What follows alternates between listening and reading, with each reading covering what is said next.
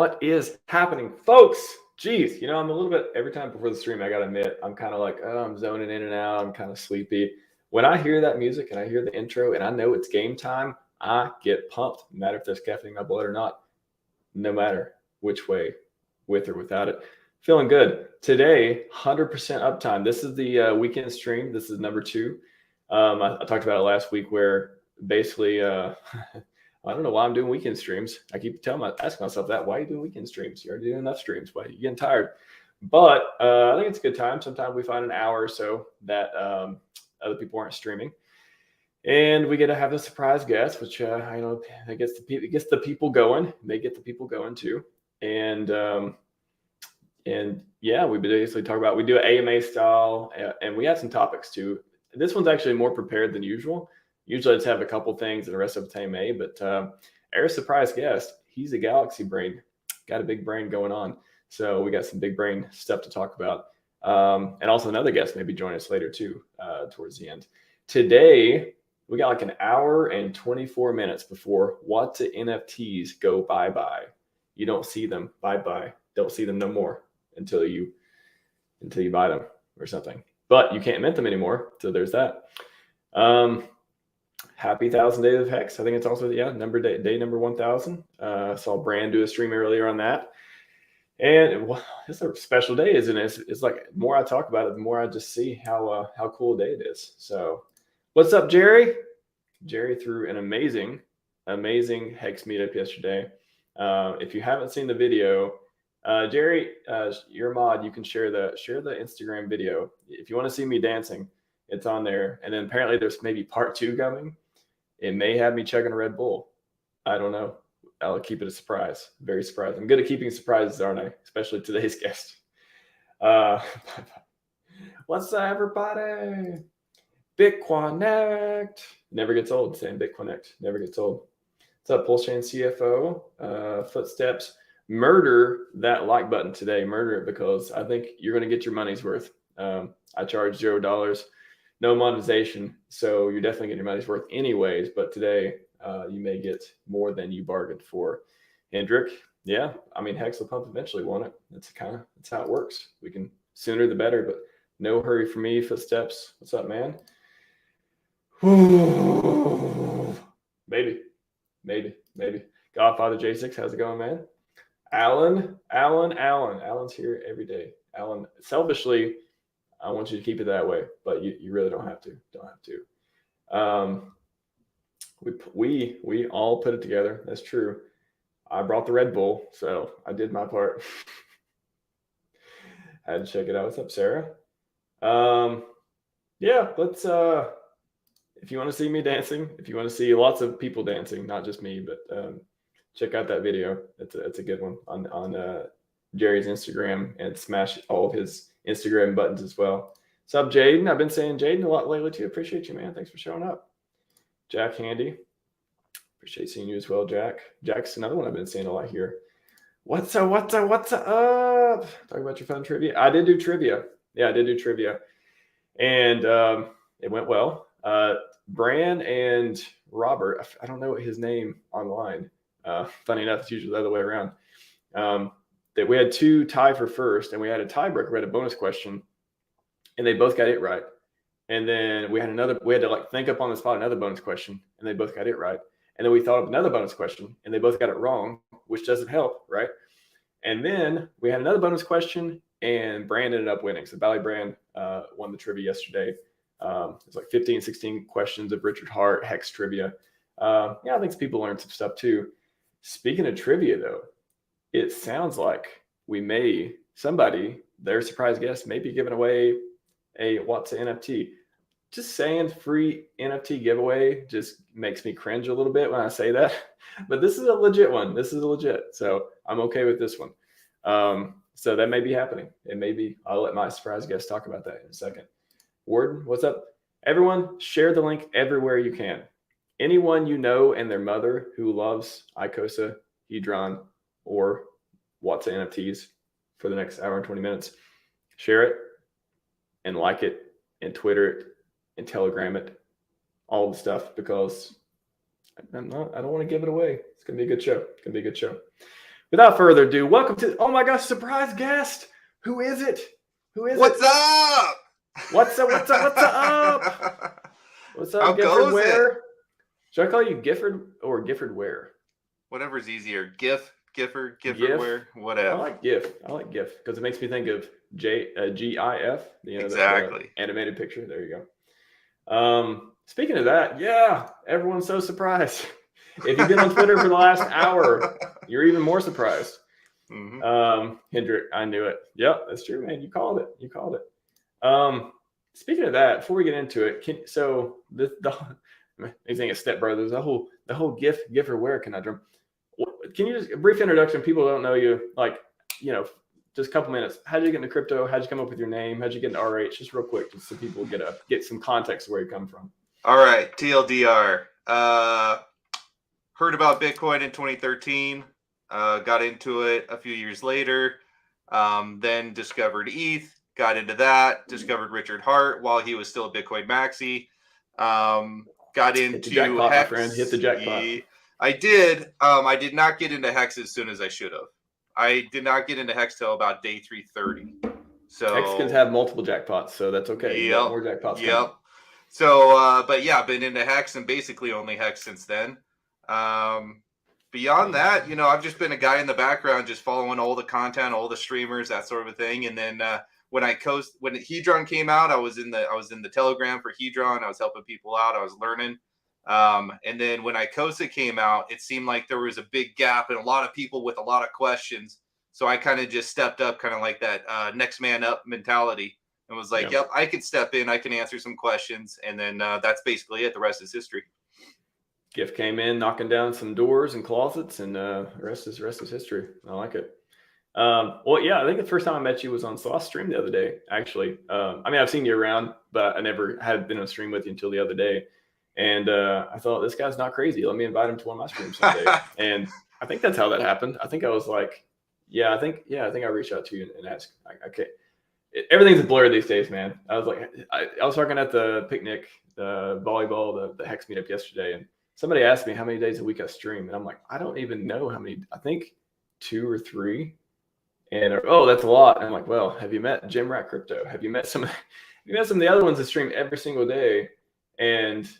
But even if you stream once a week or twice a week, that's still, quite a bit of, I don't know. There's different types of streams. There's streams where you're just sitting around, just talking and chit chatting, answering the chat. And then there's streams that I try to do, which again, nothing against any kind of streams.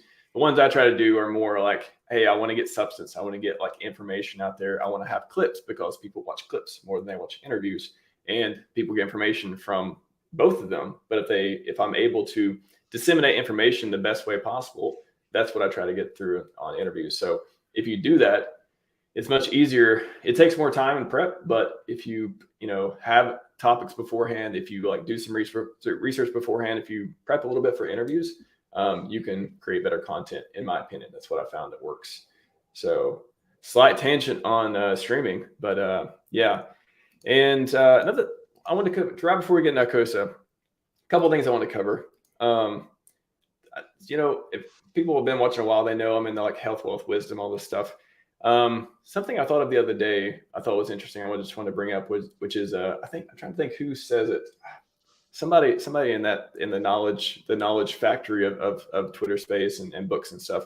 But set up systems, not goals. So, for example, if you want financial freedom, set up a system, set up your environment that makes it very likely to achieve what you want. Like if that's if that's what you want to do, it could be anything in the world.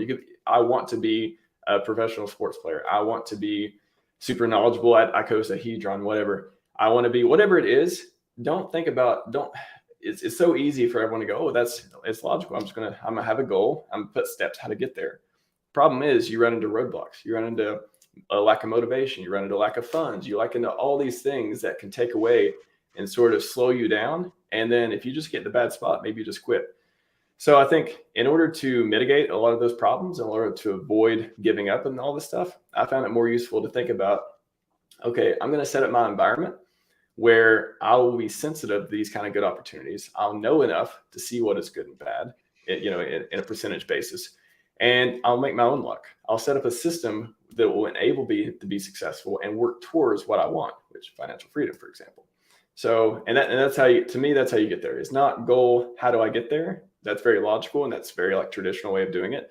For me, it is make a system, make your system about, make your environment, make everything you do, make it create more like luck surface area. That's another mental model. Like how you're exposed to a place that can give you positive results and outcomes, and you make your own luck in that way. So just want to talk about that for a second. I thought that was interesting. Oh yeah, and I couldn't agree more with it. And honestly, I have a system for literally everything. Maybe I have a little bit of OCD. I don't know, but I have a system for my investments, and I have a system on the way I make my bed. And literally everything in between. Wow. It's out of control, and it drives my wife crazy. But I was just gonna throw that out there, that I'm right on the same page as you, brother. Yeah, and it's, I mean, I imagine if you're that way with it too, your life is pretty frictionless, right? You don't walk through the house and think, what's, I gotta trip over my clothes. You don't sound like that kind of person. You sound like, no, clothes are actually where they're supposed to be, and when I need them, I know exactly where to go. That's right. Yep. And another thing I was thinking of too, again, briefly, so I was thinking, what was I talking to? I think I was talking to Axis, and we were talking about this a lot too. And it's been coming up over the last couple of weeks with all the new coins coming out. But I'm going to call this the free claim onboarding playbook. Everyone says, we talked about free claim splitting buying power and how, the trade-offs you make with new coins coming into the community. It differs if they're meme coins versus positive price feedback loops and stuff like that. But I think really the free claim is just the carrot. It's a really good onboarding tool, and it can be used for good projects. It can be used for any projects. But if you just think about it, if you do a free claim, and most free claims that you've done is you probably just get a small amount. You probably just get like just enough where it's like, I don't know, maybe $10, maybe $50, but it's not enough to go out there and immediately dump. Or I guess with Hedron, it was kind of that way for a lot of the whales and people that got 10x bonuses. But for the most part, you're just getting a little bit of something. Now, why is that? Why all these things? We're in it for the little guy. And again, a lot of these legit projects, but it's the carrot. They want to get you in. I'll give you a little bit. And if they only give you a little bit, it's too small to dump. You have no motivation to dump it for $10. It's not even worth the transaction fee on ETH half the time. And then so most people hold, right? Which decreases sell pressure and builds up the community and gets holder numbers go up. And then the game theory, the hint, the team can talk about the new features they want to do. Maybe they do buy and burn staking, all this stuff to keep you interested and your consciousness in the ecosystem, get you tweeting about it, get you promoting it, stuff like that. And the whales in that time too, the whales who want to become whales, I'm not saying the whales who got rewarded with all these free tokens, but the ones who see price so low right now and they believe in the project, maybe it gives them time to accumulate. It gives everyone time to accumulate, but the people who see value in certain things, they're going to have all this room and all this stuff while people are claiming and doing everything else to accumulate, especially in the bear market like this. And then if the project founders, if they actually deliver on whatever promises or whatever lack of expectations they have, and again, this applies to good projects and the ones that turn out not to be so good, the ones that, go down and to the left forever. It applies to everything. But if they actually do turn out a good product, then people start buying it. They start tweeting even more. They start promoting even more, and price go up. So that's just, I want to make people aware that the free claim things, there's a lot of projects to do them. And of course, we've seen some very successful ones that'll be around forever, do them. And there's a lot of projects we don't know. They're kind of unknown at this point. You can have criticisms or whatever at best. So, but to me, that's the playbook. I feel like I've seen so many coins come out where they kind of fit that free claim. Oh, why don't you claim free money? Well, everyone says free money, dump it. Most people don't dump it because of the reason I talked about. And now, you got it in your wallet, you're gonna be looking at it, maybe you'll start trading it. It can go in ways that you don't expect later on. So just be aware that it's free claim as an onboarding tool is a thing. And free money, can go in directions that you're not always expecting to. But anyways, want to run through that. What has been your experience with free claims? Have you claimed some stuff and you're like, oh God, now I got to think about this stuff. And then some things you're like, oh, actually, that's some good money. I'm going to dump that now, or I'm going to save it for later. Yeah, I think I've seen a lot over the years, and I think what's interesting is the ways in which a free claim can work, right? Like, for example, does your free claim, is it part of a system, right? Like if you're looking, like, I'll just use examples, like with Hedron, that claim for those tokens is part of a system. It's attached to the B share. There's a reason for it. It has to be built in that way. There was no other way around it, right? So that is a real free claim, right?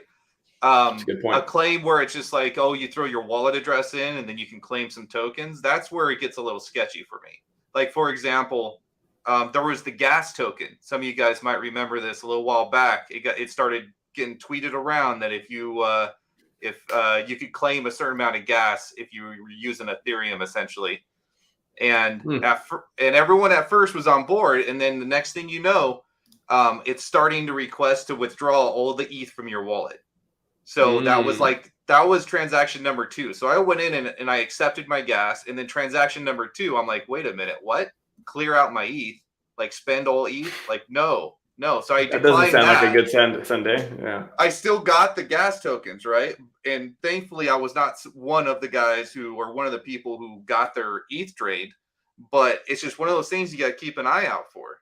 And you'll notice the token started off at a very high price, and then it just went straight down. I haven't touched it since then, and it's practically worthless now. So it's like, you got to be careful. I always ask, what's the point of the free claim? Like, what's the point of it? Like, from a technical standpoint, like, you have to dive in. You got to do your research. Or is it just onboarding? I like that dichotomy. Exactly. No, that's a good point. I didn't even think about it being it can be part of a system, like with Hedron. Are you getting it because you own something else and there is some loop in there for that, or are you getting it just to be on a list of people that have it? And again, some of these projects that are doing it, they may turn out to be great. The jury's still out. We'll see. But I would be more skeptical of things that aren't directly tied into the system and like work in synergy like that. Great point.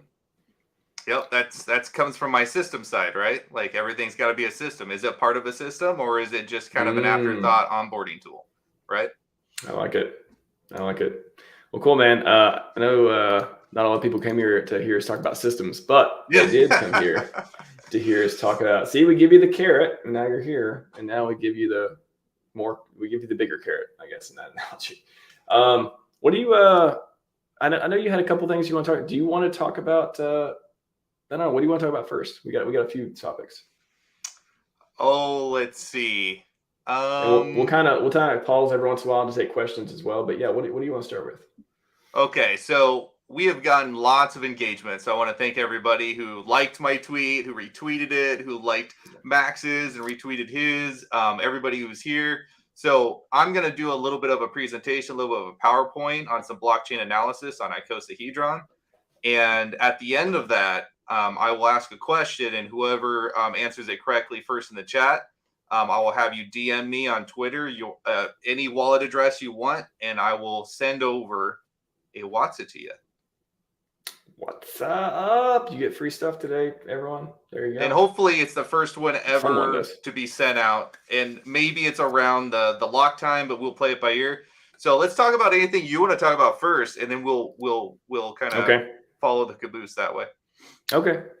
I think the biggest question, and I'm still not clear on this. Again, me and Axis talked about it the other day, just speculated, but maybe you have some more insight. I don't think a lot of people know how to reason about the WAATSA NFTs as far as, you mint it. Okay. There's a limited time to do it. All right. And then what do I do with it? I hold it. Can I sell it? When should I sell it? How long should I hold it for?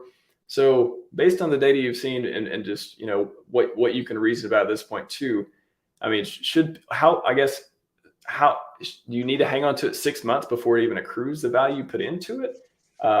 Is it, I know everything's based on HEX performance and stuff too over time, because they're tied, there's a correlation, the derivative, product of getting the Icosa for burning it. But, and also, where does the Icosa, when you burn it, where does the Icosa come from when you burn the WAATSA NFT? So can you just kind of go through how long should people hold it? How should they think about that? And then, where does how's the burning work? Sure. Yeah, let's just go right back to the very beginning. All right. So first off, here's another innovation from Alex. And this innovation happens to be on an NFT again. So the first innovation of what Alex did was creating the HSI, right? So you now have a wrapped HEX stake that you can tokenize, which turns it into an NFT so that you can transfer it anywhere, right? So in an HSI, that HEX stake, it's still a HEX stake. It still calls the HEX contract, but the owner is that basically that code, that NFT serial number. And then your address owns that serial number, right? Until you send it, and then you can send it to somebody else, right? And it's still the same serial number, but now your address has control of it, right? So that was a fantastic innovation. That's something that a bunch of Hexkins talked about for at least a year after launch, after the Hex launch, right? So he made it happen. Awesome. Now here's another innovation. This NFT, same idea, right? It's got a serial number, and attached to that serial number is going to be the yield that is going to be paid out every day in that pool, in the WAATSA pool. Okay. So question is, what do you do with it? Nothing. You don't have to stake it. You can move it from wallet to wallet. You can sell it to a buddy or loan it to a buddy, and he can send it back to you. Like if you're close friends, right? Don't just give it to anybody. But I'm just saying, the point is it can transfer hands. It can be sold. It can be bought on a third-party market. It can move from your active hot wallet to your, hopefully you got some sort of safe wallet, like a vault wallet, something's not even touching the blockchain. Send it there, right? It can go anywhere. And every day, those pool is calculating the yield that all of these NFTs are going to get. And that is all dictated on your pool points, right? So for every dollar you put in, you get 1 million pool points. So if you mint a $10 WAATSA NFT, that is worth 10 million pool points. And then that portion of the overall pool, you add up all the pool points at the end here in about an hour, right? That's going to be finalized.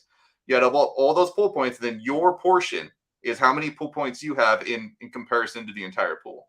And that will dictate how much Icosa you get in yield. Now, where does this Icosa come from? Well, it comes from two places.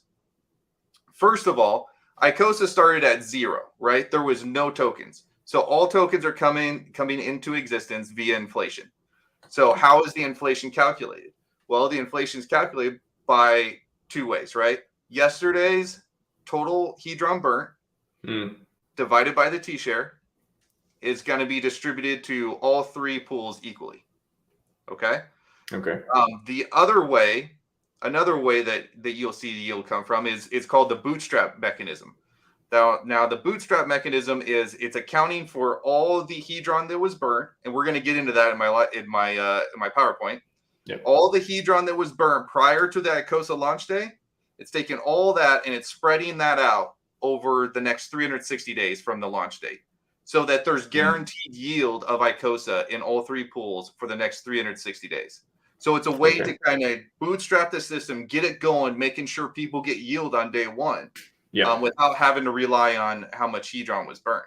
Now, the other way that the WAATSA pool can get yield is WAATSA obviously stands for We Are All the Sloth address. I think Sloth is in the chat here. He knows that. That's what it says. Yeah. So part of that is that, and we're going to go over what the SA address is in Hedron 2 and, the definition of it. But basically what it means is it receives a copy of all the bonuses of Icosa payouts in the system. So that sounds familiar.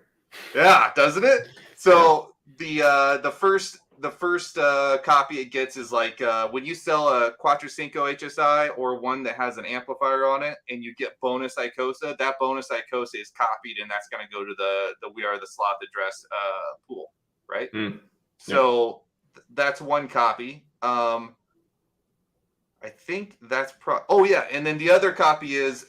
This is going to be more down the road, but as the first 90-day minimum stake length ends, and those people get a 5% bonus, right? And then as you go up in the staker class, you get bigger and bigger bonuses all the way up to a whale of 20%. Those bonuses are also copied and got to be put in the WAATSA pool. So we're going to see some, and this is kind of leading up to your question earlier, we're going to see some big payouts in yield, hypothetically, in the WAATSA pool down the road, especially when the big whales, when they claim their yield and 20% of all the whales yield is going to be copied into the WAATSA pool, you're going to see some noticeable increases, especially going from the 270-day mark of the shark and then into the 360-day with the whale. It's going to be cool. It's going to be cool.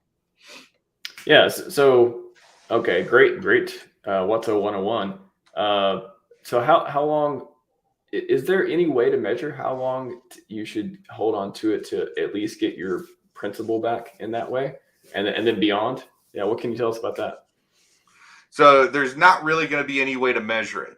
So people are kind of putting out their guesstimations, right, of like 100 days. Like you're going to have to hold it for 100 days, especially after the auctions go through and after that first 90-day bonus that we were talking about goes through.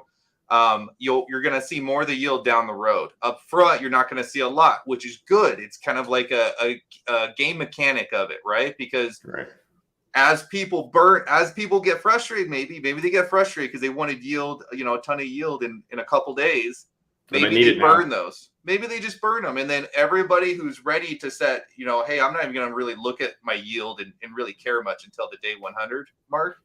Their portions of that pool is getting bigger and bigger as people just burn their NFTs. So I think it's why is it good when they burn them? Why is it good for everyone else when they burn their NFTs? So when they burn their NFT and they claim their yield, which is the only way you can do it. The way I look at it is it's like a money printer, right? We're all familiar with money printers, especially with HEX.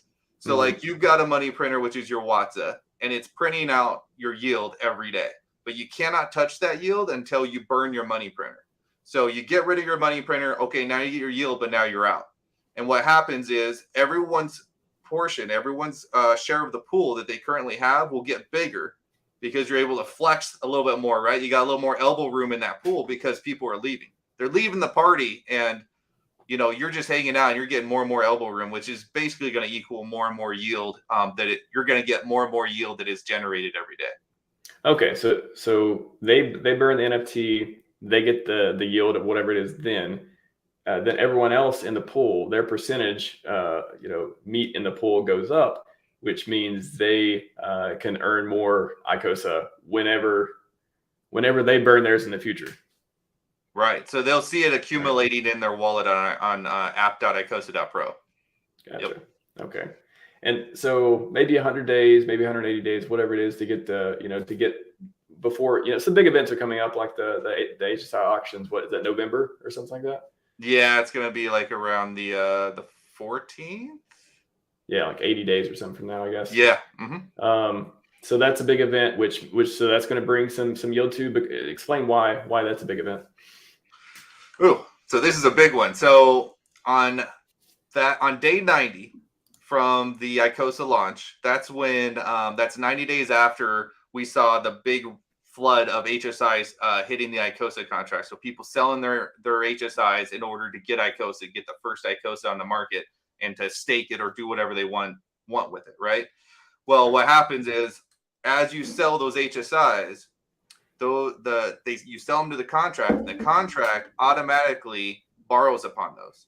And the only function it has in the code is just to receive and borrow, right? That's it. It's never gonna pay back what it borrowed. So what happens is after 30 days, it's delinquent. After 60 days, it's missed 2 payments, right? And then at day 90, it's going to be available for liquidation. So what that means is on day 90, you should be able to, I'm hoping that by that time, you should be able to be on the app.icosa.pro website. And under the Hedron tab, you should see HSI auctions in there with a lot of great statistics. I'm hoping. I'm not expecting anything. I'm just hoping, right? And under there, you'll see those HSIs now have an action button on them. And the action button is going to be to liquidate. So anybody who's on there at that point in time can go through and start liquidating. Now you got to pay the gas fee to liquidate it, and you got to pay the initial Hedron bid for it to get it started. And once that starts, it's going to start a 24-hour clock on that particular HSI that you liquidated, and to allow people to bid on it and outbid you, and you can come back in and outbid them. all the way up for 24 hours. And at the 24-hour mark, as long as nobody else is bidding in the last 5 minutes, then that final bidder wins that HSI. And basically it says you won, and then you click receive or claim, something like that, and then it comes to your wallet, right? And now you're the owner of that HSI with all the HEX and Hedron and everything attached to it. Right. Okay. So there's a couple of mechanics in play here. So as these bidders are winning these HSIs, the final bid, all of that Hedron is going to get burnt. Okay, so what happens when you burn Hedron? Well, the next day there's going to be a payout in Icosa according to that day's burn, right? So that day's burn divided by the t-shirt rate is going to equal inflation in Icosa that's going to be paid out to the stakers. Okay, so essentially, if you're looking at the fact that there's, okay, my last check was it was somewhere around $12 million, $12.5 million worth of HEX that is all going to be hitting the markets through those first 10 days or so. That is a lot of Hedron to be burned. I think the minimum, the last I calculated this, and somebody can correct me if you're in the chat and you're actively looking at these numbers, but the minimum bid just to get these all liquidated on the first day is going to be around 220 billion Hedrons just to get it started. And then if they bid up, say they bid up to fair value, then that's going to be somewhere in the range of 6 trillion Hedron. Now, mind you, these numbers will change. If Hedron's on a run right now, the higher Hedron goes up in price, the lower the numbers I just gave you are going to be, except for the minimum. The fair value price in terms of Hedron will go down as the price of Hedron goes up, right? It's just the way you value an HSI. So that being said, you're going to see a whole lot of payouts. You might also see a lot of people flipping these, right? So they win the auction, they get the HSI, they immediately sell it back to the contract so that they can get Icosa for it, which automatically borrows the Hedron on that HSI, which then will pay out in the Icosa staking pool that Hedron the next day, right? Because all that borrowed Hedron from these HSIs, that's where the Hedron comes from in the Icosa staking pool. You follow? Beautiful. Yeah. It's just like this. There's all these, if there was a chart, and there's a few charts floating around too, but it's just all these arrows going to different places of payouts and just the positive feedback loops everywhere. It's going to be amazing. It's going to be exciting times. And hopefully we're going to get a bunch of people to cover this and live stream it for sure. Yes. I had a question. So just playing off of Sloth's point here, you hold forever. You think in the future, you have any idea if people are going to be, you'll be able to take loans against your WAATSA NFTs where you never have to burn them. You can just, use them as collateral somewhere. Is there any discussions or you think that's something that's coming up? Just possibilities. Right now, the official statement is no expectations, right? But you can see, if you look at how the HSIs are treated by the Hedron contract, right? And how people are able to send those back and forth and just the whole economy behind NFTs in general. You can see how an NFT that is backed by yield of a token that has a real world value, right, can be used as collateral, especially because once you give up or you put it on a platform, you give up ownership of it. Then if you get liquidated, then it can be taken and used as collateral, right? So I don't see any reason why somebody doesn't build something like that. Is that the kind of one of the possible end games for a lot of the derivative plays on HEX too? Is just the maximum collateralization of these assets, whether it be NFTs or otherwise. Like, does that give us a leg up price performance on things if things just keep getting like turtles all the way down collateralization, or does that create this like house of cards? Like, what do you think on that? No, I think it's quite the opposite. What I think it does is it brings adoption. Why? Because we have tools that is backed by something as amazing as HEX and the T-share rate. And we can now replace real world stuff where you have to deal with banks, right? With something that is immutable, right? That is 100% uptime, right? that is no middleman, no fees, just kind of you and the contract. This is the sort of stuff that draws people into crypto in the first place. Like a lot of people do come for the mad gains for sure, but they stay for some of the tech, right? They really get excited about it. I'm one of those people. And over time, what's going to happen is we're going to build an ecosystem, which is the RH ecosystem, technically, right? That is going to be the only game in town. Like it's going to be the only respectable game in town. And so people are going to come for the products and the derivatives that are built on the HEX ecosystem, and they're going to stay because it's very sticky. All of these, all the tokenomics and all the kind of ways you can play each part of the system, and what parts are you excited about? What parts, do you not play? You have all this optionality that's going to bring in a wide variety of people, and they're all going to stick around. And this is going to create adoption, and this should help number go up, right? That would be nice. Tech and number go up is where I'm here. Yeah. So the question I think some people may have as well is, why would you ever buy a derivative in general and crypto otherwise? But like when you can buy the real thing, the real thing here is HEX in this example, but like, why would you ever buy a derivative? Like, what are the benefits? What are the trade-offs for doing that?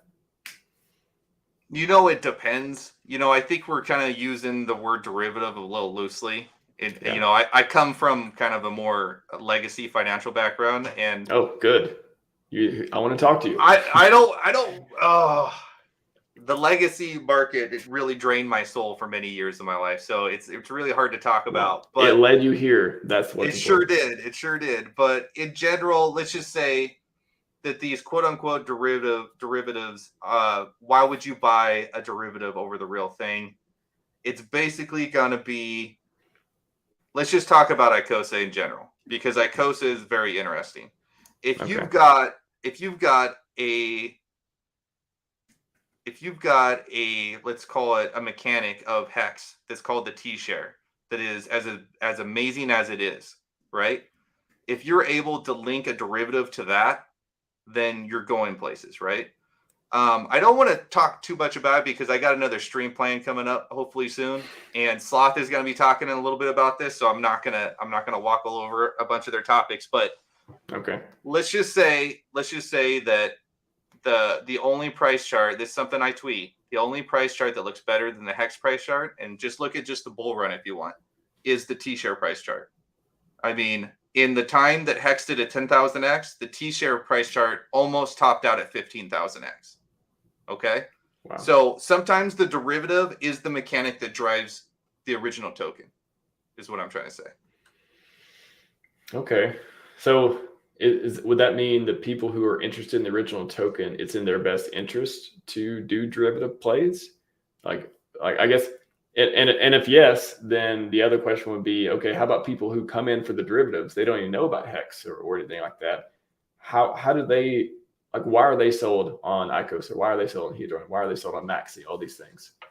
Well, I think the important thing to always keep in mind, to step back and just look at these. Sometimes we tend to isolate a derivative play as in like it's not really part of the system, but our true derivative is a part of a system, right? And the system that is the Icosahedron HEX system, it doesn't matter where you enter at. It pumps the whole system. If you just come in and just buy HEX, guess what? You're pumping Icosa. Whether you feel like that's the case or not, it don't matter. Like that's just the way it works. So that's the beauty of a circular system. You can enter any part of this circle wherever you feel comfortable, wherever you want to participate in, and you're still a part of the loop. You're still a part of that self-fulfilling prophecy of this is the ecosystem I'm in, and no matter what part of the ecosystem I support, it's going to pump everything else, if that makes sense. Yeah. Wow. I had to unplug from chat for a minute because I wanted to make sure I got this stuff in chat. We might want to catch up on that. Has went nuts, yeah. Before I scroll all the way down, and again, sorry folks, your comments are going to be out of context, but I want to get to somebody asked about. Maybe I'll skip that question. Also, as he was talking about earlier about that ETH contract, or that was had was wanting to do more than he thought he was wanting to do. Check out the blog. I got 2 posts, one on malicious smart contracts, the other on free claim, being vigilant for free claims. Both tell you how not to get wrecked, how to protect yourself during these free claim and malicious smart contract times. So check those out if you're interested. 3C Works. Welcome, 3C Works. It's like you're relatively new to us, or I've seen you in the chat, but I always appreciate your comments. Let's see, just scrolling before we move on. Club Hexco, Icosa trading at $1.17. Oh, is it down there now? Although Hex is 4 cents. Arb opportunity. I'll take that, Gifford. Icosa trading at $1.17. Although Hex is still at 4 cents. Arb opportunity. So no. So the way you want to look up if there's an ARB opportunity or not is actually going to be, let me pull this up real quick.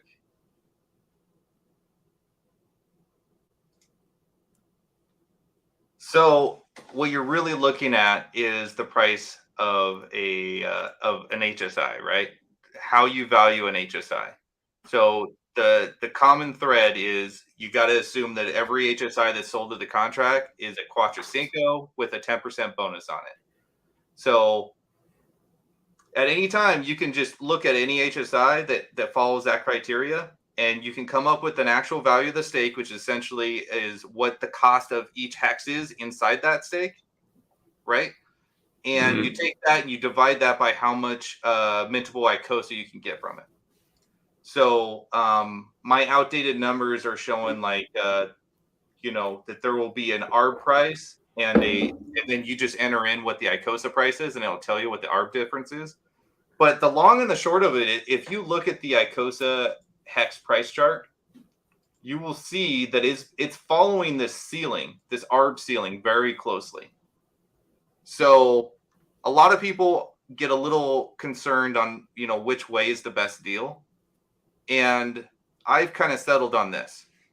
In order to get your Icosa via the contract, you have to take your hex, create an HSI, which costs gas, tokenize it, which costs gas, and then sell it to the contract, which costs gas. Okay. So those are multiple moves right there that is going to cost gas. The other way to get it is just to buy it off the market, which is a one-time transaction, right? It doesn't really matter which way you go. If you're super comfortable with making the HSIs and doing this process, if you're super comfortable with or you want to have the intent to keep bumping the system, like being a part of the circular system, then create the HSIs and sell them to the contract and get your Icosa for sure. If not, if you're just trying to accumulate, like say you're just trying to DCA in some Icosa, just get it off the market. Just do wham bam, you're good. Like there's going to be very few scenarios where you're overpaying because the ARB bots come in and they take care of those overpriced Icosa tokens almost immediately. So the only real risk you run is doing the HSI buyback and then being like, oh crap, after I paid all the gas and everything, it would have been cheaper just to buy it off the market. Right? Does that make sense? Yeah, it's you're going to be staking it for a while anyway. So, 90-day minimum lockup for, depending on the amounts and stuff. Some of them are 270. So for me, it's like, I didn't even think about the HSI angle as much, like minting or, getting them off the market or getting the HSIs and turning them in, as much as I was just like, if I'm going to stake Icosa, I'm just going to buy it and then stake it because I'm going to be locked up for a while anyways. I'm going to forget whatever price I bought it at for a while, come back later and be pleasantly surprised. So yeah, I think a lot of people overcomplicate it, but like you said, it's just like, you can do the math, but you're probably not going to beat everyone else that has the same idea too. And to answer his question real quick, that is the ARB ceiling price right there. So there is no ARB opportunity. Gotcha. How many days left in WAATSA? Woo! Not days. Godfather is correct. 40 minutes. About 40 minutes left. Yeah. I have no sheep buddies. That could be a problem, actually. You may want to have some sheep buddies and tell them they're going to get their free sheep on the upcoming most wonderful network in the world for price performance, PulseChain.com. I already got, let's see. What else we got? Selling cuts clears in. Did you cover this? Ceiling for Icosa is clear versus Hex. Please explain quantified floor. There is no floor. There's no floor. There's no floor. Like, if you want to get into Icosa and you see it's below the arb price, then it's a good time to buy it off the market, which pumps the price. But there is no floor. There is no guarantee that this token's only going to go up and to the right. Also, if you're wondering about a ceiling, the opposite of a floor, search for RHMax Icosa ceiling, because I think me and Alex talked about that. I think there's a clip on my channel, at least. I'm sure Sloth and everyone else has a clip too, but Alex had a good explanation on that. C3 works. I'm just going to do a couple more questions, and I'm just going to blaze through chat because we got a lot more stuff to cover. How big a discount do you think is worth accepting HSI's auction, Liquid Hedron? Yeah, quickly answer that if you got it. How big of a discount percentage do you think is worth accepting for buying HSI? Oh, see, that's a really good question. So this is something that everybody's got to kind of work out on their own. And I think the way you get to that answer is, what do you want to hold? Do you want to hold HEX stakes / Icosa, or do you want to hold a Hedron? Because you're still part of the same system, but Hedron pumps or dumps kind of irrelevant. It's kind of irrelevant what Icosa and HEX are doing compared to what Hedron's doing, if you know what I mean. So you're going to see big run-ups in probably, let's just call it this. You're going to see way more volatility in Hedron than you will in Icosa and HEX. So that being said, sometimes volatility is good and sometimes it's bad, but it's up to you. Like, do you want more Hedron in the end? Then maybe you shouldn't be participating in the auction at all. Maybe you should just be accumulating and staking, right? But maybe you want to see if you can. Yeah, maybe you want HEX. Maybe you just want HEX stakes. Maybe that's your goal. So maybe you should be accumulating Hedron from now till the market day, and then use that Hedron to try to accumulate as many HEX stakes as you can, right? And then in that mentality, you could spend all your Hedron in the market and just buying up all the cheapest ones you can find. That's a strategy. Maybe you want a bunch of Icosa, right? Maybe that's what you want to do. So stack some Hedron, right? Get those cheap HSIs off the market and immediately sell them to the contract. And now you're getting a bunch of Icosa at a severe discount, no matter what the price chart says. So there's a lot of different ways you can attack that, but that's a really good question. Good question. Red Squirrel, oi, oi. You hold to your own, just never see. That's true. Definitely, you know what's up. 5555. Dev Huey, I have to post this question just from that gentleman. Will there be an incentive to sell what's NFTs on OpenSea? Maybe a premium over yield. How would you value the NFT? I mean, the only way I would evaluate it is how much yield it is accrued, and then it'll probably trade at a premium. My first ballpark premium would be around 30% above whatever the Icosa yield is. That's my personal opinion, though. That's nothing beyond that. Boom. Short and sweet, Huey. Come on with us sometime whenever you're ready, man. You got some amazing work you do on there too. Everyone follow Dev Huey on Twitter if you're an Icosahedron, Hedronian. What's a fam? What's even fun? I know, like, I saw so many burns today. It was crazy. I think the contract something was having problems because I know a lot of people were having some failed transactions too. So just trying to mint in the last few hours. So, yeah, we might hit 22,000 WAATSA by the end of this. Wow, it was 20,000 barely this morning. That's crazy. It's because of a burn feature. Does Icosa have a burn feature? Well, I mean, anytime you stake it burns. Yeah, I was going to say not directly, but yeah, implicitly. Okay, yeah. This is not Alex, but yeah, I saw that. If Alex and Sloth had a baby, and then Icosa right and Team Token had a baby, and by some miracle those babies had a baby, that's GIF.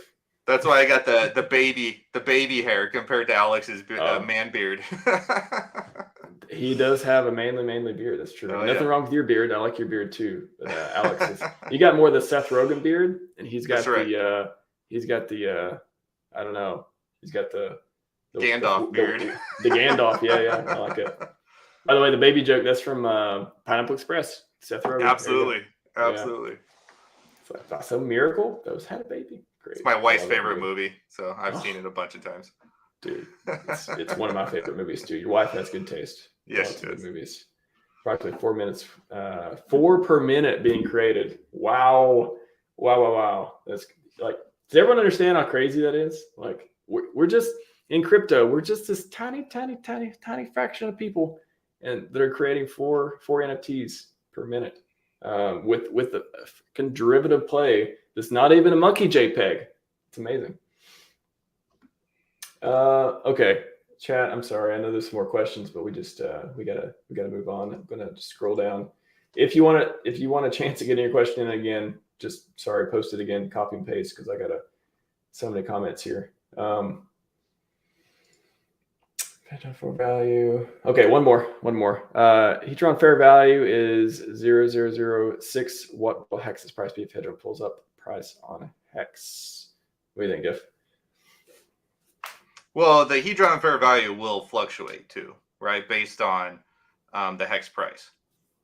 So that being said, what will Hex's price be if Hedron pulls up the price on Hex? I mean, there's just too many variables. I couldn't even tell you. Couldn't even begin to tell you. Like, I track as much as I can. I have spreadsheets for pretty much everything. In the chats, that's pretty much what I'm known for, is my spreadsheets. And all I can do is track trends, but it does not mean that trend's going to hold. So, if Hedron gets up to something like 4 zeros and a 6, then I think that puts us back up to all-time highs, or somewhere between all-time high to $1 range, if I'm not mistaken. I'm sure there's somebody in chat right now that knows the right answer. Probably 4 people who are busy drinking LaCroix right now. Yeah. All right. I got to get the question from Michael Light, because he's posted some very interesting comments on some of the PulseChain videos too. And I like a lot of what he has to say. What are there a dozen whales in the Hex ecosystem? Any idea on that? In the Hex ecosystem, well, there's a lot of daughter addresses. So I don't know if you're referring to the daughter addresses or not. Maybe outside of the OA type stuff, maybe. And then the follow-up question, what is going to drive that price? I think this was a combination. What are there a dozen whales in the Hex ecosystem? What's going to drive that Icosa price? Hard to see the value other than staking it for more of it. Yeah. What do you think on that? The auctions. Like, if you are a fan of Hex, then you're implicitly saying that you think Hedron's going to go up in price. Because the only way you can buy those HSIs, which are filled with Hex, is with Hedron. How do you get Hedron? Well, you either mint them from your stakes or you buy it off the market, right? And to accumulate enough Hedron to buy these HSIs off the market, you're going to need to buy them off the market. Or to buy them from the auction, you're going to have to buy them off the market. Right now, the liquidity is very thin on the Hedron, in the Hedron pools on the market. So, like, buying even reasonable amounts is giving you like 1 to 2% slippage in, to the up direction. So that's where it is. It's tied to the T-share. So as the T-share ratchets up, it's going to be harder and harder to mint new Hedron into the system.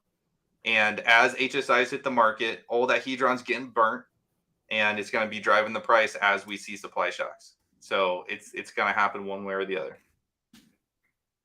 I think that's a question. I mean, I think it's a reasonable question. Like, why do you buy Icosa? To get more Icosa? And then people get kind of stuck there. They're like, okay. But then when you see all the loops and stuff that you pointed out, like, yeah, I think that explains it a little bit better. But Icosa. Sorry, I was talking about Hedron there for a second. Oh. To answer it for Icosa, the main thing is a couple things. One, it's basically tracking the B share currently, so that's pretty sweet. And two, I think if there's anything we've learned from the Hex ecosystem is that yield is a powerful thing, right? Very powerful. People like to stake coins and get yield. The only coin you can stake and earn two different coins, Icosa and Hedron, Mm-hmm. is Icosa. So if you want to be part of a staking pool that earns you 2 tokens, then you have to buy Icosa to get there. And you just can't underestimate the power of yield in staking. It's gonna do some great things. It's gonna do some great things for HEX, and it's gonna do some great things for itself too.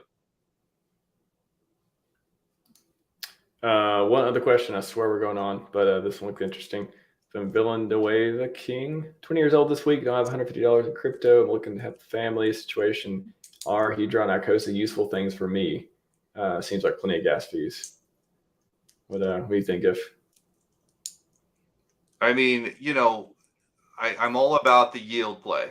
Like, I would never tell anybody, hey, you're trying to get into the market and make some money. I would never say, hey, you should start trading. Start learning TAs. Like start, trading in and out of tokens, trying to find that big winner. Like, I'm a fan of the staking and the yield part of it. So, you've got a Icosa pool that you could start staking in.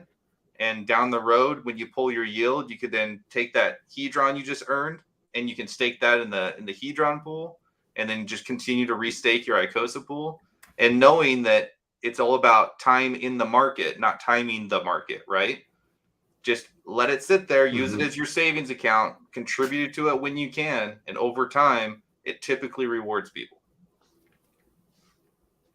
Good. All right, one more from Michael Light. What would you like to see Icosa paired with other than Hedron and HEX? Anything? The only other thing other than Hedron and HEX is USDC. I was going to say USDC. Yeah, that's it. But why? Like, why would you want to see that?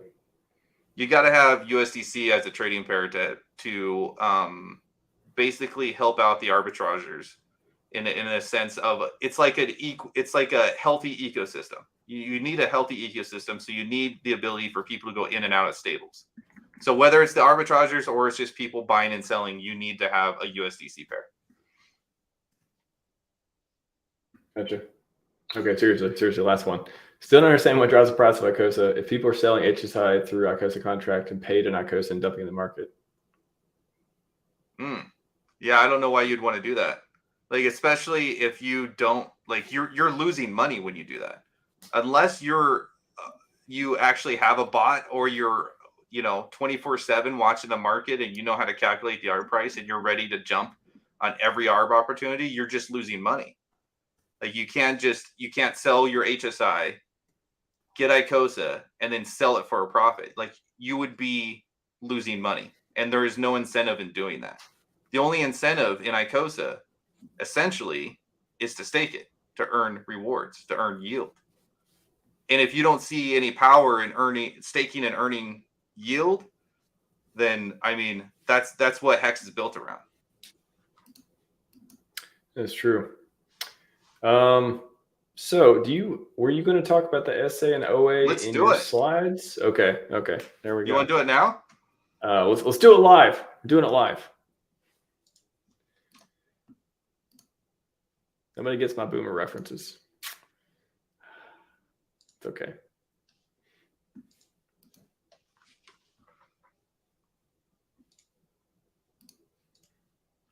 Yep. About to drop some hot alpha, I have a feeling. So like Identity Block said, share all the Twitters, Telegrams, every channel you're in. If it is relevant to drop the link, feel free to drop the link. Don't spam anybody, but if you know people who'd be interested in stuff. Yes, Blue Bum. Yes. That's what I'm talking about, Blue Bum. That's my guy. Bill O'Reilly. A great one. Yes, Stat FOMO knows what's up. Gotta love boomers. We are all the Sloth address.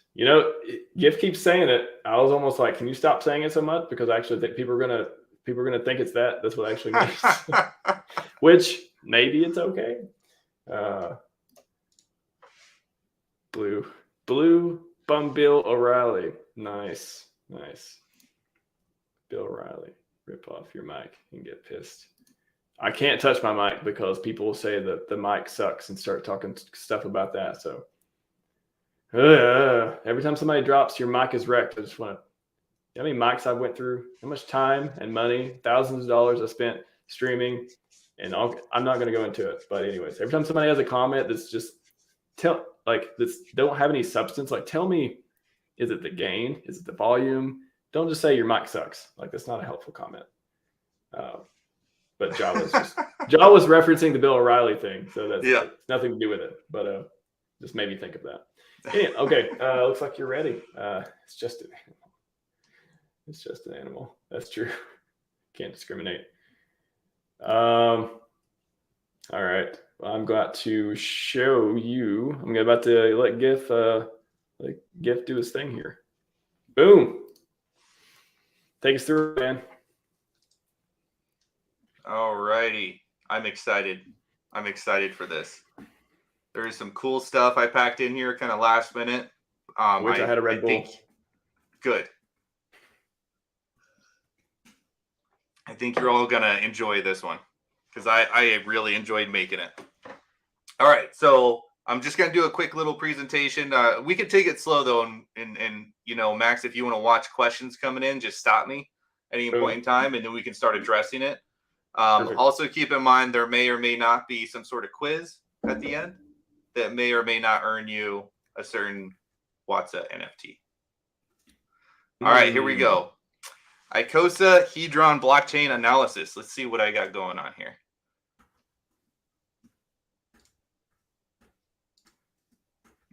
I'm in the wrong screen. Here we go. There we go. Let's start with what is the SA and why does it exist? All right, let me read this to you guys real quick. The source address, or SA, in the Hedron protocol is similar to the origin address, or OA, in the HEX protocol. The source address is granted a copy of all the Hedron mint bonuses if and when they occur. The owner of this address and their intentions for it are unknown and/or undisclosed. You must not have any expectations of profit from this address. Do you think that's a good comparison, Max? Yeah, so the SA, I think a lot of people, they almost use them interchangeably. I know I've got confused a couple times, but yeah, SA versus OA, and then you got Hedron versus the HEX portion. So you'd say like the Hedron one, are you going to talk about that as well? Like the Hedron SA being the deployer contract that gets the WAATSA NFT stuff? Is that how you describe it? We'll get to that. Yeah, we'll cover that. Okay, cool. Yeah, sounds good. All right. So the SA is typically, you know, just like the OA is the largest holder in, you know, a token. You know, it holds down the most tokens. You could say you know, there's a couple different reasons why. I would say off the top of my head, the main reasons are you want some sort of centralized ownership because it's great for pumping the price. And also it kind of protects your token from a nefarious whale coming in and trying to take over, right? So there's a couple good things there. And I'm sure you guys in the chat know of a bunch of other good reasons why the OA has been such a benevolent address for the HEX ecosystem. But we'll get to all the SA stuff here shortly. So let's first look at the current holdings of the SA. So first, and these numbers are from a few hours ago, so forgive me if they're a little off, but it currently owns or has in its possession 42.1 trillion tokens, which is roughly worth about $162 million at recent prices. So it's a big old bag. What else does it have? Well, just like any other true, you know, origin address or source address, it's got daughter addresses. It's got 7 as of this recording. The only thing to really know about those 7 is they each received 100 billion Hedron at the beginning. And so far, 5 of the 7 are completely dormant. They haven't done anything. The 100 billion is just chilling there. The other 2 have strategically come in and out of the market as providing liquidity in the market for Hedron to help support it in certain areas. So without going down that whole rabbit hole, I would like to point out that as I was going through and looking at the entries and exits of the LP positions that these daughter addresses did, all but one, I should say, have been masterfully done. Like I've never seen liquidity providing done at that level before. Like, it's pretty amazing. Any of you guys who are into LPing, and you want to look at, how, like a quote unquote source address handles it, take a look at the top 2 addresses here. They're absolutely amazing.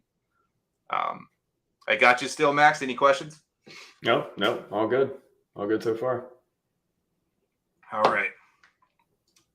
So, what is proof of benevolence? So, anyone at any time can run this function with the Hedron contract and burn any amount of Hedron from existence.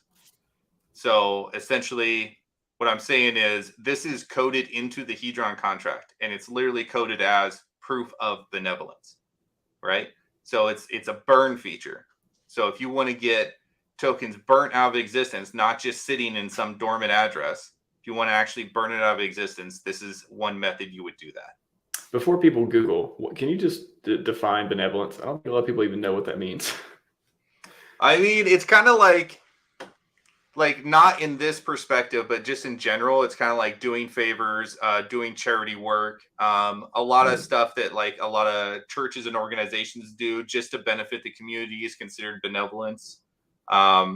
In terms of crypto, when we're talking about HEX and Hedron, typically what benevolence means is it only acts to benefit the whole system, right? It doesn't do anything selfishly, like it doesn't try to profit from its actions. It mainly just tries to help promote a healthy ecosystem and help promote everyone holding the token, if that makes sense. A power player whose main goal is to benefit the community that they're in, essentially.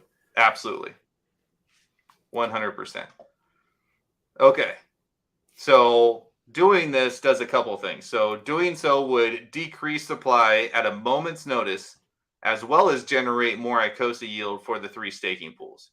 So why this is important is, like, say when we're looking at Hedron, if a bunch gets burnt, that is going to change your staker position in the pool, because your staker position is based on, how many pool points you have, or how much Hedron you have staked compared to the total supply of Hedron.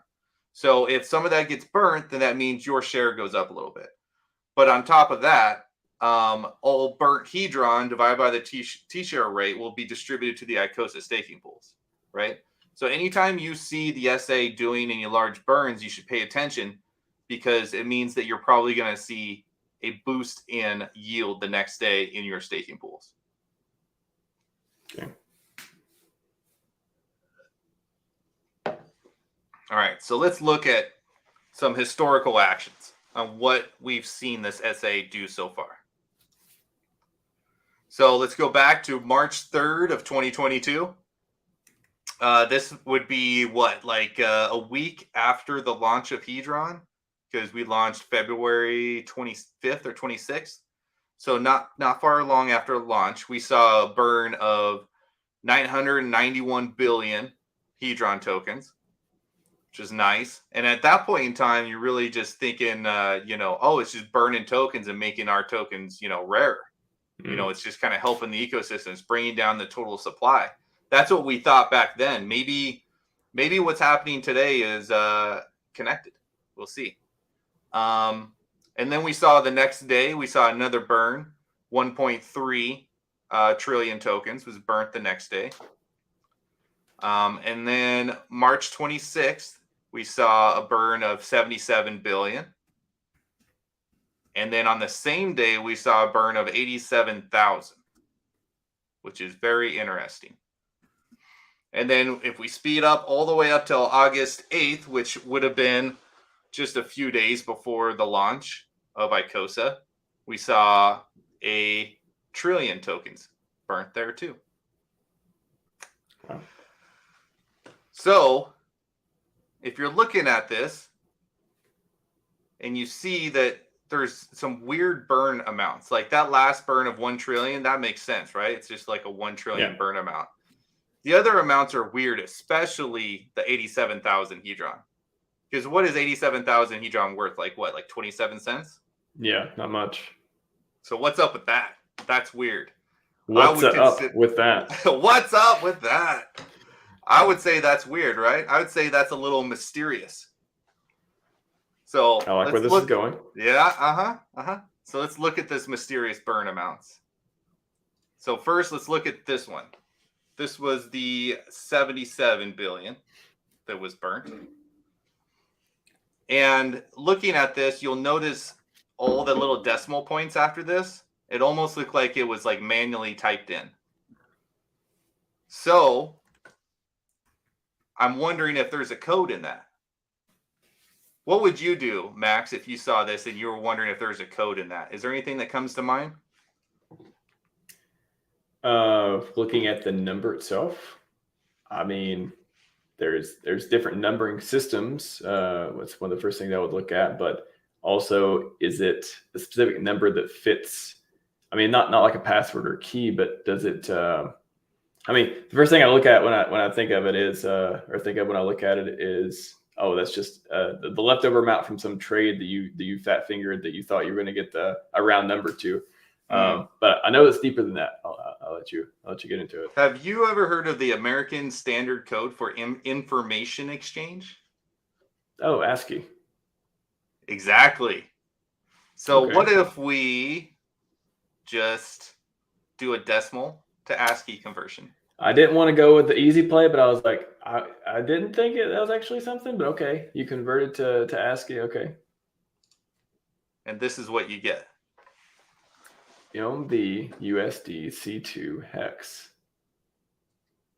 Okay, that's something different than before. Move USD C2 hex. Yeah. Okay. Wild or what? Are you interested? Okay. Wow. It's not the end, is it? No. So all right. This is like this is the first time I personally have ever seen like I don't even know how to say it, like kind of like a mysterious actor in an ecosystem be able to communicate without like doxing themselves. You know what I'm saying? Yeah. So like you could just burn a certain amount of tokens and communicate that way to anybody who's paying attention. So okay. When this burn happened, this was back on March 26th. March 26th was an important kind of time period because March 26th was when the OA came in and started setting the liquidity ceilings or liquidity wall in HEX-Hedron, right? Like some of the daughter addresses of the HEX OA came in and claimed a bunch of their stakes, and then they ended up minting them to get a bunch of Hedron and then to create that HEX-Hedron liquidity pair that we know of as the OA liquidity wall, right? Right. And when that happened, I think it was widely kind of known, like at least a lot of the circles that I was in that we were talking about, was leading up into this March 2026 time frame. The primary liquidity pair was USDC Hedron because it was almost like it was following Hex's kind of following their lead, because the primary liquidity pair in Hex is USDC, right? So with Hedron kind of being the first to come out, that's kind of a complementary, derivative token, if you will, with Hex. I think a lot of the liquidity providers thought, we should do the same thing. But it turns out, if you want Hart's Law to really play a factor and you want to be able to have Hedron pull up Hex and vice versa, and not really compete against each other but work together, then you have to make the USDC side of the liquidity pair turn it into Hex. So now you've got the primary liquidity pair of Hex and Hedron. So this was super cool because this was kind of a way for whoever owns the SA account to kind of get the word out, say, hey, all you guys who can see this, like if you have a big liquidity pool, in Hedron, you need to remove the USDC and change it to Hex. Does that make sense? Yep.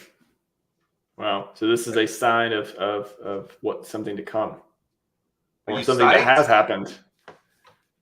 Is anybody psyched about this? Is it just Pretty me? psyched. People are, the chat has been, there's some mind-blown emojis. There's some that we all believe in SA. There's some cult-like messaging here. Silver is pumped. Yeah, man. We want to know. The people want to know. All right. So that was the first one. Let's see what else we got here. Here was the other burn. This was the smaller burn that was done the same day as that last burn, right? So again, we'll go ahead and we'll do the same thing. We'll do a decimal to ASCII conversion. And what do we get? What do you think we get, Max? Do you have any idea? Oh, what's the last one was 8-7, right? So 8-7 is ILM. So it looks like maybe another move something. I'm just guessing off the top of my head. I don't know ASCII on top of my head, but yeah. Oh, W, never mind. Oh, the other one was 7 something maybe. Okay, Wind Moon. Wow. Wind Moon. Wow. So we know the SA has a sense of humor. Yes. I thought that was hilarious. Yes. I was cracking up. Wind Moon. And the SA is someone who, or some entity that has like millions of dollars in their war chest, right? Yep. And they're cracking jokes like this. I like it. I like it a lot. Yep. Pretty cool. Any questions you see before we move on? Those are the only two messages. A lot of crazy faces. Okay. Any questions on? I think people are they're trying to digest. Maybe they're grabbing some more LaCroix to make sure they get through the stream. Sounds good. All right, let's move on then. All right. So the question is, are we witnessing proof of benevolence? Like, is the SA proving it? And just a calculation of everything that just the SA has burnt, it's come down to 3.3 trillion Hedron, which at recent prices is valued at about $12.8 million. So $12.8 million burned out of existence in order to make the Hedron token more scarce. And from what we know today, all of that Hedron that was burnt by the SA, plus any other Hedron that just happened to be burnt before the Icosa launch, is all being used as the bootstrap system in order to guarantee Icosa stakers yield for the next 360 days. So it's like when we see moves that a source address or an origin address makes that benefits the whole system, we know that in particular is a proof of benevolence because we can see the ramifications from it. We can calculate it, right? Right. Very cool. All right, so let's move on to the other address because there's two that we're going to be looking at today. So the first one was the source address. This one is now considered to be the Hedron deployer, or also known as the flow address. So it's basically the same thing. The Hedron deployer address is essentially the address that really got the code onto the blockchain and got it all started, right? But it's also considered the flow address because it does some things, right? So originally, when Hedron first launched, we knew the flow address as it's basically, this is where it's going to receive the royalties of any HSI NFTs that are sold on marketplaces that require an NFT or that require a royalty to be used. So it's not mandatory of a 0.15%. It's like if you're selling on OpenSea, then there's a mandatory royalty, and then there is. But if there's a new marketplace like hexmarket.com, those, I don't know what their royalties are set or if they have any, but it's strictly optional. Okay. If that makes sense. So we knew the flow address as, okay, this address is going to be receiving some royalties from HSI sales. And we know that, there's no expectation from these addresses, right? Now we know that all the tokens used to purchase the WAATSA NFTs are collected there as well. Wow. Okay. That's right. So just to kind of wrap that up, the owner of the flow address and their intentions for it are unknown and / or undisclosed. You must not have any expectations of profit from this address. And can you just clarify too, the flow address Hedron deployer, is that different than the SA or the same? Different. Different. Okay, two different ones. Everyone listening, two different ones. Two different addresses. The Hedron SA ends in F801 on the address, and the flow deployer ends in 24D8 for anybody who happens to have the blockchain up, I guess. you know somebody's on top of it when they memorize the last four. Nice. All right. So let's look at this flow address a little bit deeper. Let's first look at the holdings of the flow address. So mind you, where the holdings have come from. I would venture to guess that 99.9999% of these holdings have come from WAATSA sales. So that's why it's so important and so relevant as of today. Let me refresh this. I just want to see if we hit, so close. 21,992 WAATSA NFTs so far. So close to 22,000. And we've only got a few minutes left. All right, well, let's look at the holdings right now. So first one is HEX. How much HEX is in there? 74,714,000 HEX.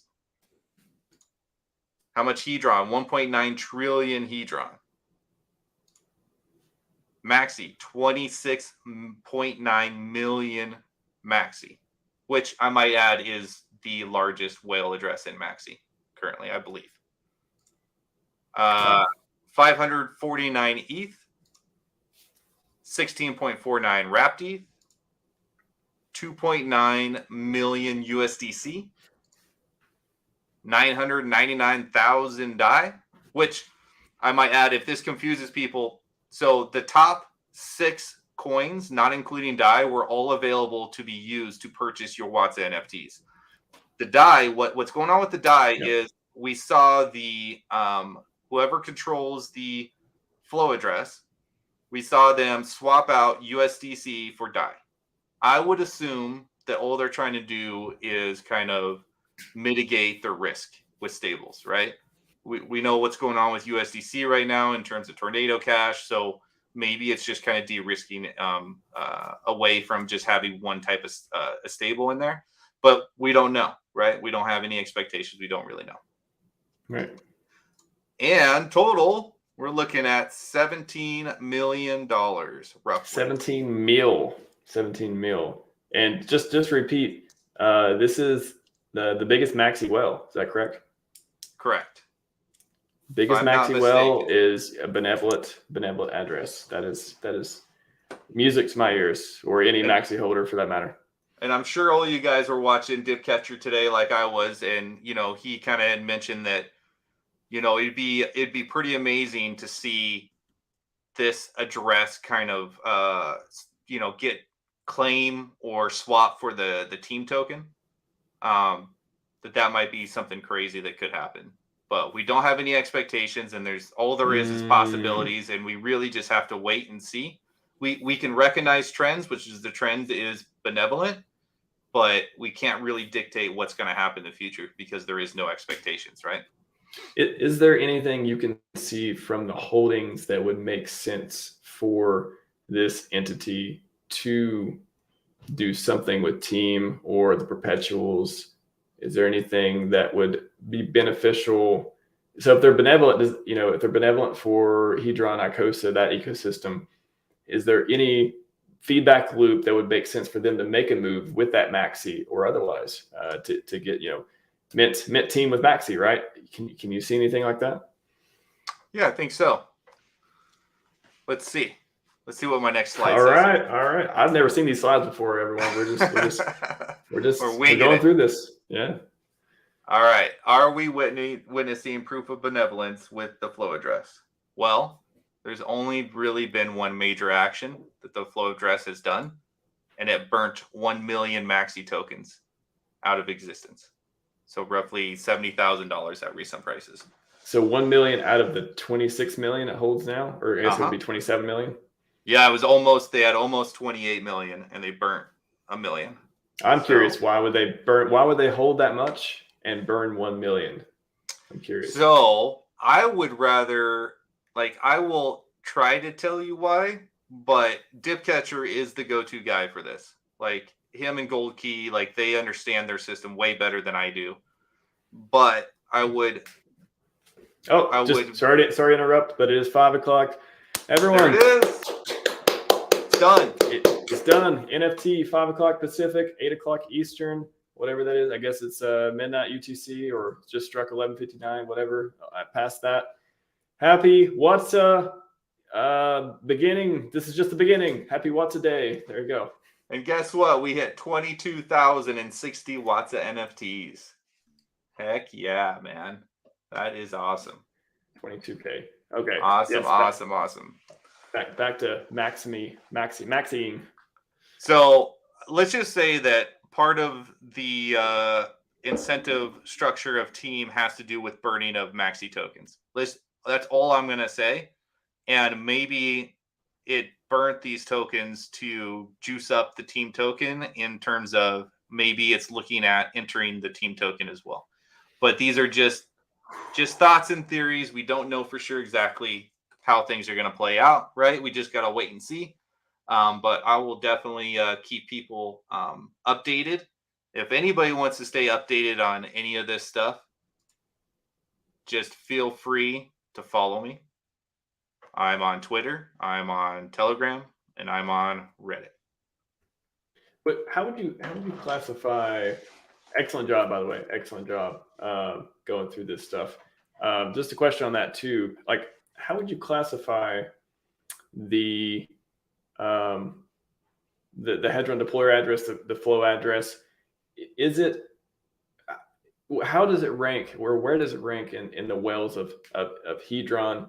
Would you consider it being, not just the amount of Hedron it has, but I don't know, what's a better name for it? Should we just refer to it as deployer address, the free flow address, the FA? Like, how should we refer to it commonly? I think the less technical term is just the flow address. Like, this is where funds kind of flow. It's that's why I kind of had it.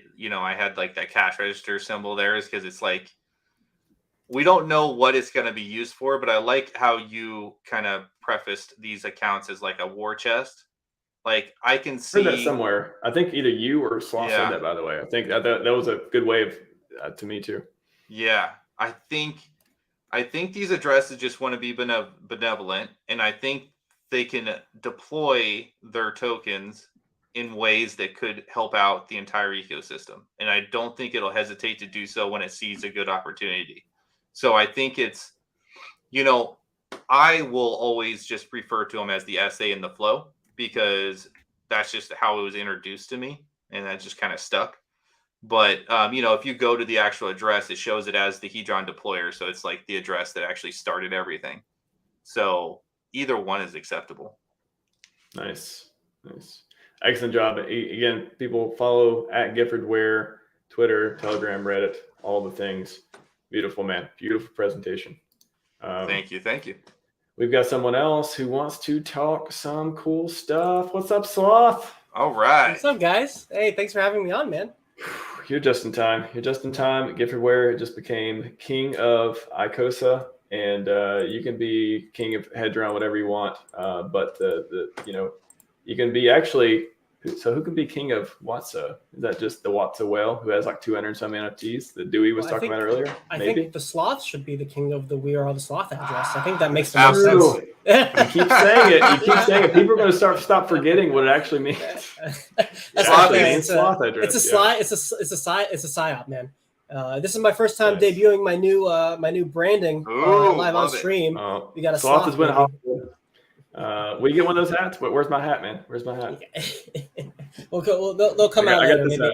I got this commoner's hat. Where's my Sloth hat? No, but I wanted to hop on. I just haven't talked to Gifford in a while, and I know you invited me on one of these 100% uptime, so I wanted to come in for like 10-15 minutes before I had to peace out. Well, you said no.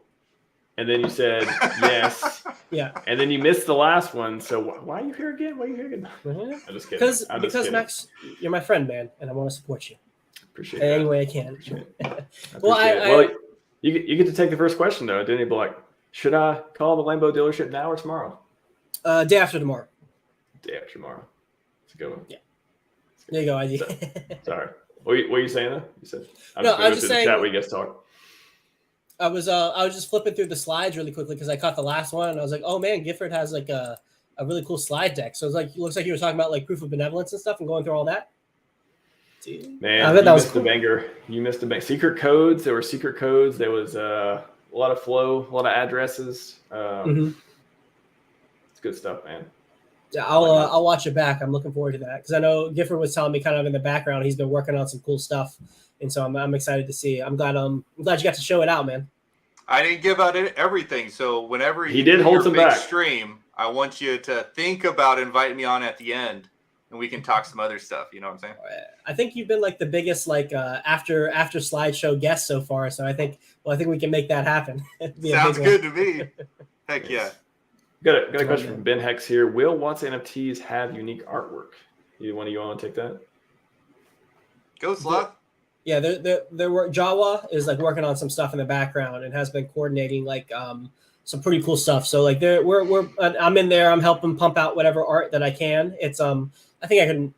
Yeah, he's talked about it enough, but it's like AI generated stuff. So we're just going through and like coming up with as many cool and unique things as we possibly can.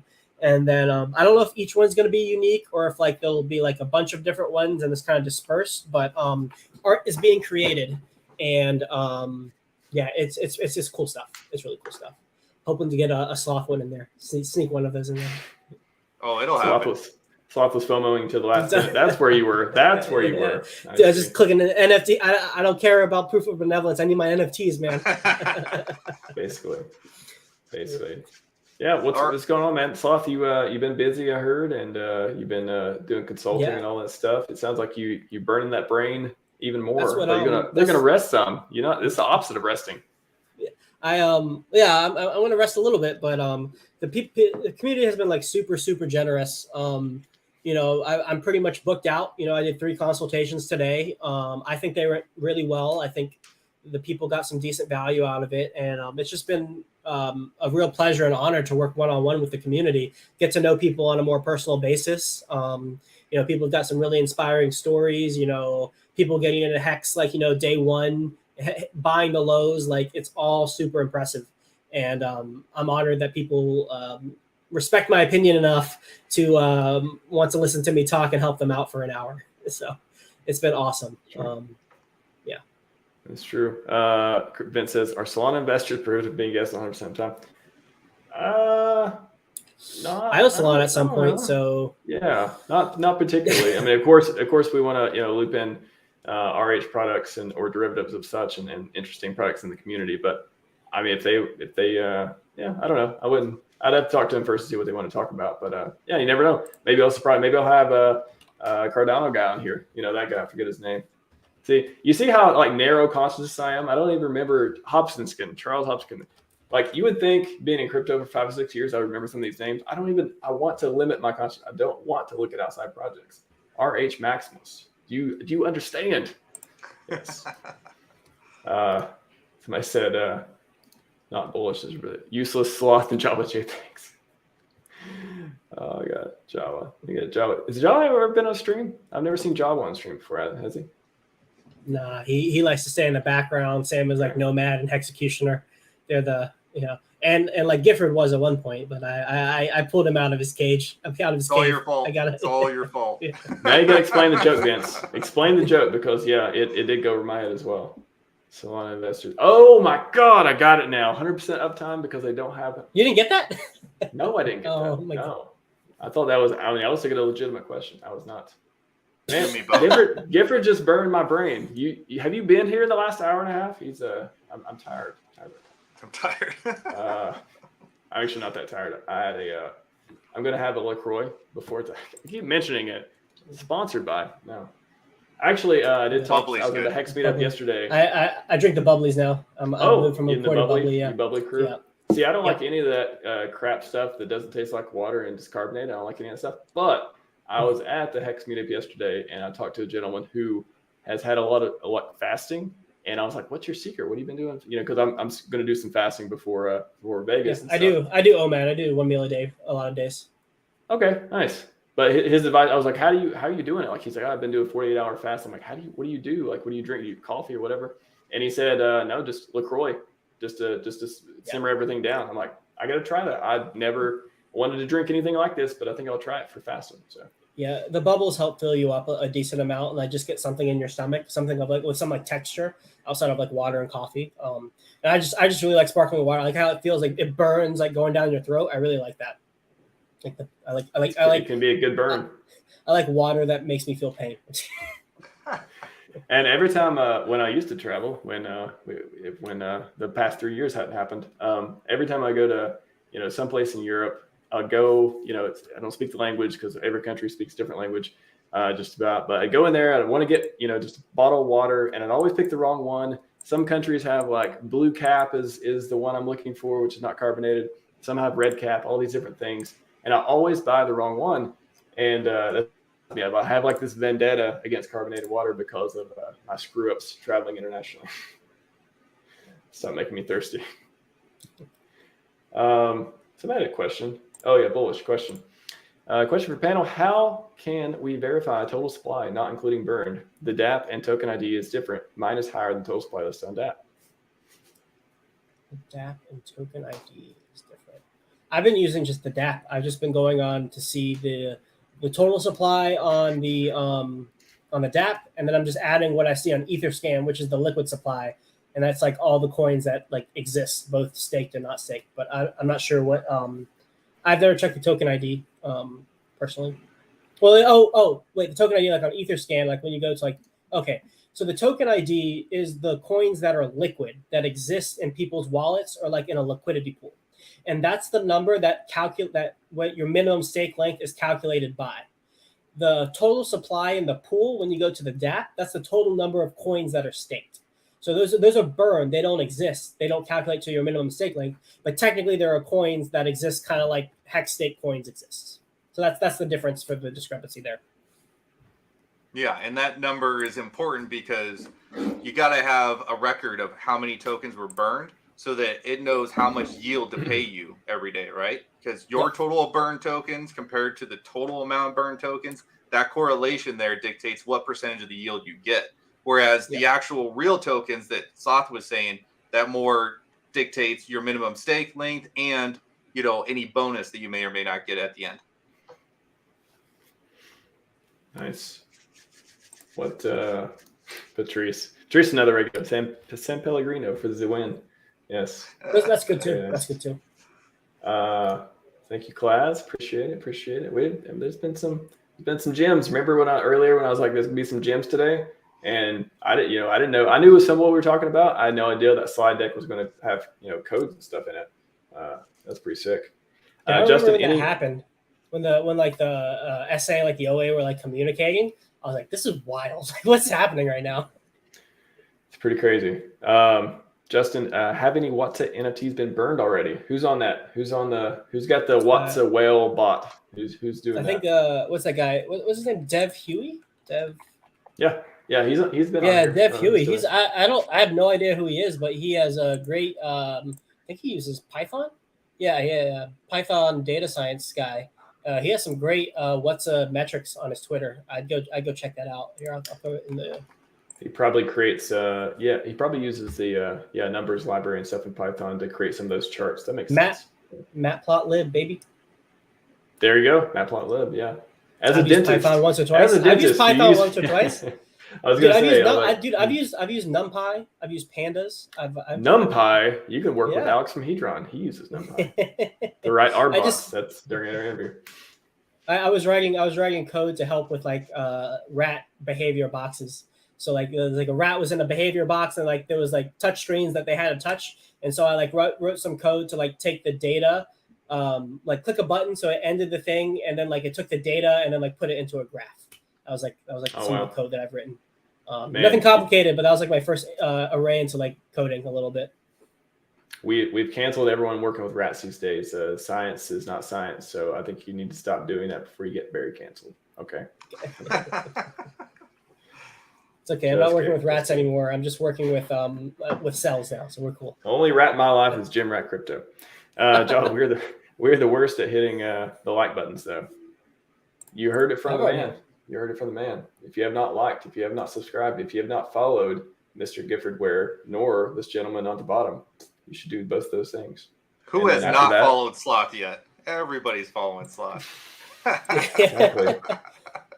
And if those followers had a baby, and that's right. Yes. Dude, Max, congrats on cracking the 2K. Like you blew right past it, man. Mm-hmm.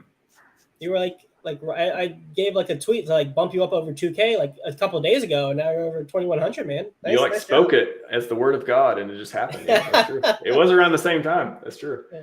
I like the little competition we have. It's like you get ahead of me, and then I go ahead, and now we're like even right now. It's kind of fun. We never talk about it, but everyone when I see like you get like 500 subs, and I'm like, son of a bitch. I got to get this back up. I got to pump out 5 videos per day, not just 3. Oh man, dude, I got to actually stream at some point. Got to make some actual content. I'm writing off clips right now. I think when you were talking about clipping, when you first started doing it, we were talking about it, and then you did it, and I was like, man, I hope you don't get burned out. Inevitably, it's a long train ride on that clipping, man. Yep. I just finished something this morning. Like I try like not to work every day doing this stuff. But inevitably, I'm either clipping or thumbnailing pretty much every day of the week when I do at least 2 streams. Dude, listen to the backlog of streams. And I'll just say it really quick so we can move on. But I have the interview I did with Alex, the segment like hour I did on Whale stream, the whole Icosa launch stream, and then like the stream I did with GRC when I like first like launched my consults. And then I think I did another stream not too long ago. And now this stream too, if I say anything actually interesting. I got like 5 to 10 hours of content to clip through. I don't know if it's ever going to happen, man.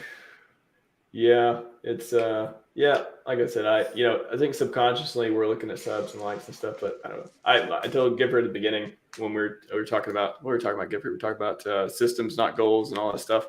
Mm-hmm. It was like somehow I related it into this, but yeah, it's like I want to produce content that people get benefits from.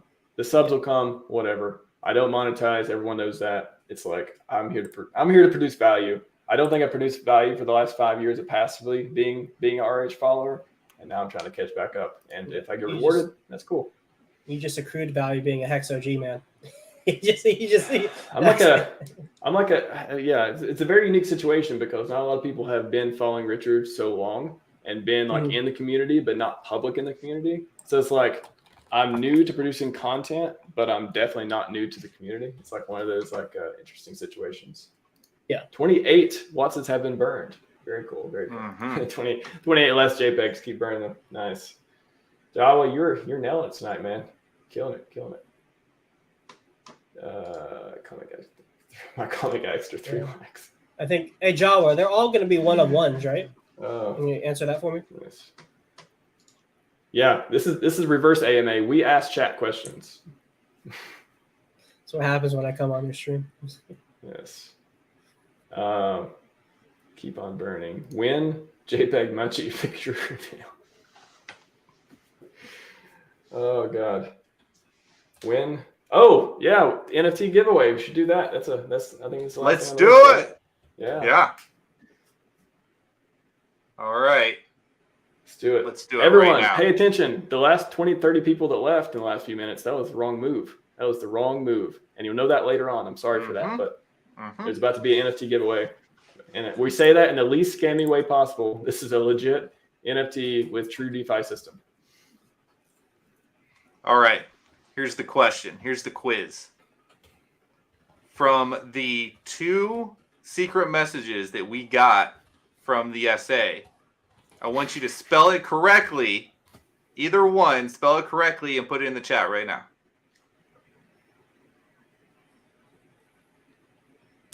Can you say it again? And I will just post that as a comment and do it.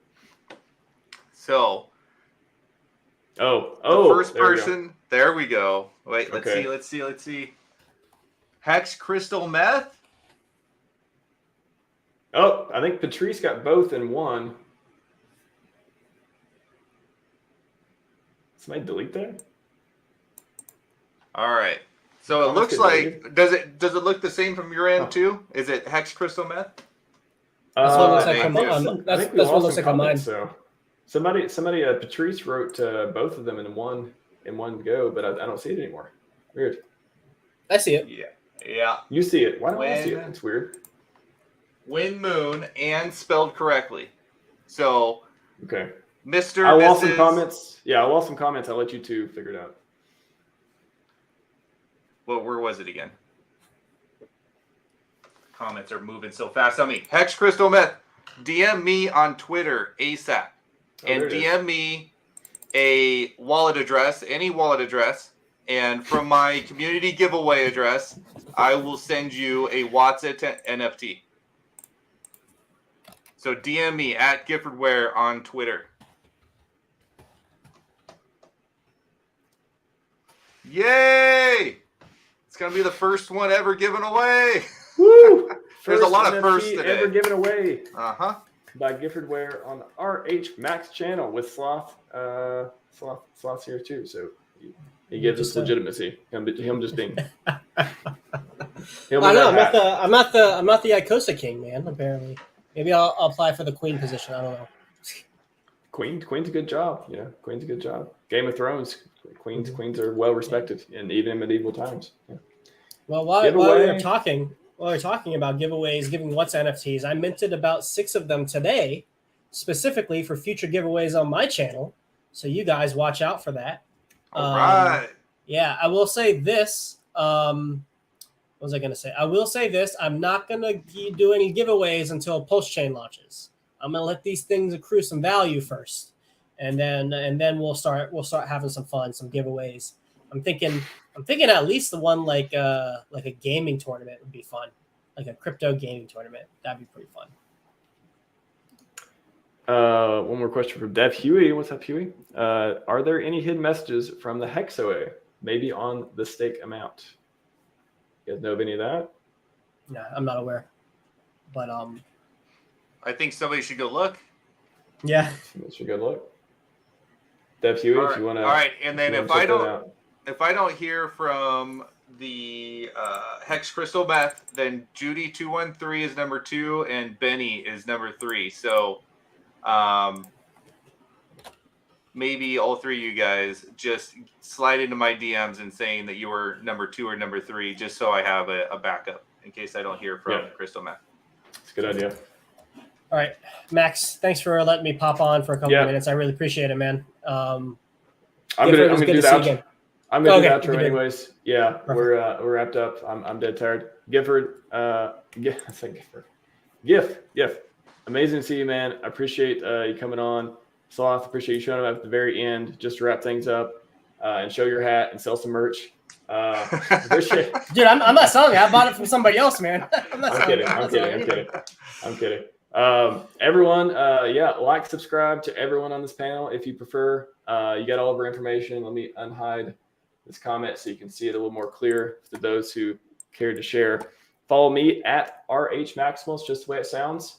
Follow at GiffordWare and then at Sloth Crypto 3, number 3. Even though he didn't put it, I know it by heart. Boom, boom, bang, bang. Appreciate it. I'm going to be, honestly, I'm taking tomorrow off. Please, for the love of God, let me take tomorrow off. And then Tuesday, I will have Dipcatcher on, and he may or may not have some crazy announcement. We don't know. We'll just have to know. There could be a benevolent thoughts until Tuesday. We'll say that. Everyone, have a excellent rest of your weekend. Have a good night. WAATSA, we outside.